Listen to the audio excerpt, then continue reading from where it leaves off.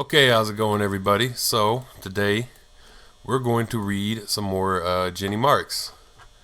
This is articles on the Irish question. This is article number 2, written in London, March 5th of 1870. So let's go ahead and get into this. Article 2, or I guess part 2 of the Irish question. During the meeting of the House of Commons on March 3rd, Mr. Stackpole questioned Mr. Gladstone on the treatment of the Fenian prisoners. He said, among other things, that Dr. Lyons of Dublin had recently stated that, quote, the discipline, diet, personal restrictions, and the other punishments were bound to cause permanent damage to the prisoner's health, end quote. After having expressed complete satisfaction with the way in which prisoners were treated, Mr. Gladstone crowned his little speech with his brilliantly witty remark, quote, as to the health of O'Donovan Rossa, I am glad to be able to say that during her last visit to her husband, Mrs. O'Donovan Rossa congratulated him on looking better, end quote. Whereupon a burst of Homeric laughter broke out from all sides of that noble assembly. Her last visit.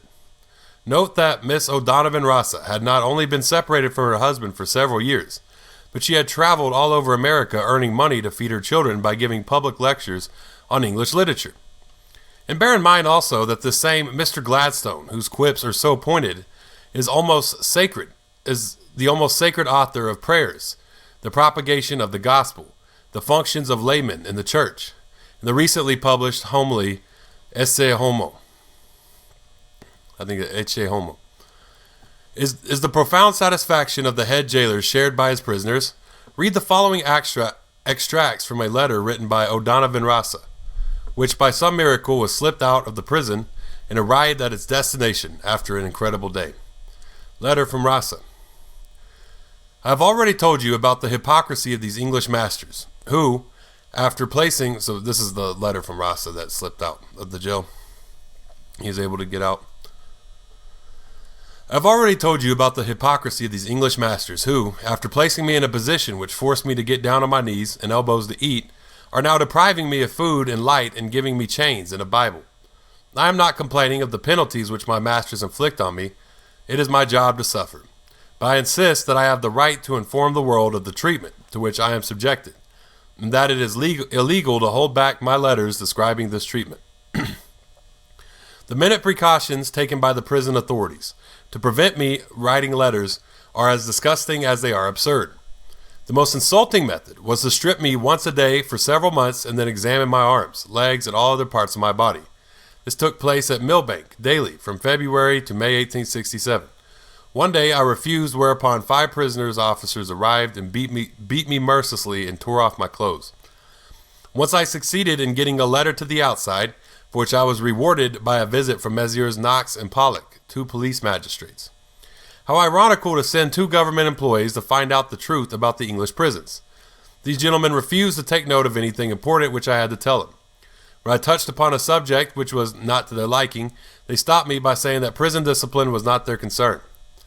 Isn't that so, Messrs. Pollock and Knox? When I told you that I had been forced to wash in water, which had already been used by half a dozen English prisoners, did you not refuse to note my complaint? At Chatham, it was given a certain amount of tow to pull out and told that I would go without food if I did not finish the work by a certain time. Quote, perhaps you'll still punish me even if I do the job in time, end quote, I shouted. Quote, that's what happened to me at Millbank, end quote. Quote, how could it? Asked the jailer. Then I told him that on July 4th, I had finished my work 10 minutes before the appointed time and picked up a book. The officer saw me do this, accused me of being lazy, and I was put on bread and water and locked in a dark cell for 48 hours. One day I caught sight of my friend Edward Duffy. He was extremely pale. A little later I heard that Duffy was seriously ill and that he had expressed the wish to see me. We had been very close in Ireland. I begged the governor to give me permission to visit him. He refused point blank. This is round about Christmas of '67. And a few weeks later, a prisoner whispered to me through the bars of my cell, quote, Duffy is dead, end quote. How movingly this would have been described by the English if it had happened in Russia. If Mr. Gladstone had been present on such a sad occasion in Naples, what a touching picture he would have painted. Ah, sweet Pharisees, trading in hypocrisy, with the Bible on their lips, and the devil in their bellies. I must say a word in memory of John Lynch. In March 1866, I found myself together with him in the exercise yard. We were being watched so closely that he only managed to say to me, quote, "The cold is killing me," end quote.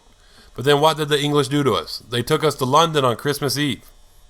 When we arrived at the prison, they took away our flannels and left us shivering in our cells for several months. Yes, they cannot deny that it was they who killed John Lynch, but nevertheless, they managed to produce officials at the inquiry who were all ready to prove that Lynch and Duffy had been given very gentle treatment. The lies of our English oppressors exceed one's wildest imagination. If I am to die in prison, I entreat my family and my friends not to believe a word of what these people say. Let me not be suspected of personal rancor against those who persecuted me with their lies. I accuse only tyranny, which makes the use of such methods necessary. Many a time, the circumstances have reminded me of Machiavelli's words, quote, that tyrants have a special interest in circulating the Bible, so that the people understand its precepts and offer no resistance to being robbed by its brigands, end quote. So long as that enslaved people follows the sermons on morality and obedience preached to them by the priests, the tyrants have nothing to fear. If this letter reaches my fellow countrymen, I have the right to demand that they raise their voices to insist that justice be done for their suffering brothers. Let these words whip up the blood that is moving sluggishly in their veins. I was harnessed to a cart with a rope tied around my neck. This knot was fastened to a long shaft, and 2 English prisoners received orders to prevent the cart from bouncing, but they refrained from doing this. The shaft rose up into the air, and the knot came undone. If I had tightened, I would be dead. I insist that they do not possess the right to put me in a situation where my life depends on the acts of other people. A ray of light is penetrating through the bolts and bars of my prison. This is a reminder of the day at New Townwards, where I met Orangemen and Ribbonmen who had forgotten their bigotry. O'Donovan Rasa, political prisoner sentenced to hard labor. Okay. It's London, March 5th.